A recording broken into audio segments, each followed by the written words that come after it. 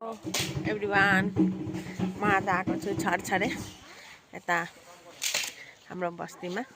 यता जङ्गल सफा गरेको भएको छ आज अनि त्यो हो बाटो त्यसको पछि देखाउँदैछ हजुरमा काम भइराखेको छ यता जङ्गल फालेर राखेको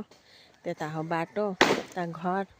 हेर्न सक्नुहुन्छ यता हाम्रो बढी आमाहरू बस्न छ यता भात खाएर भाँडा धोएर राखेको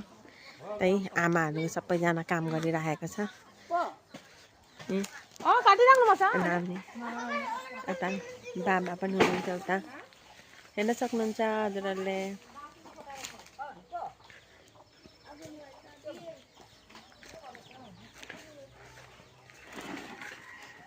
त्यही छेउमा छ हाम्रो यहाँ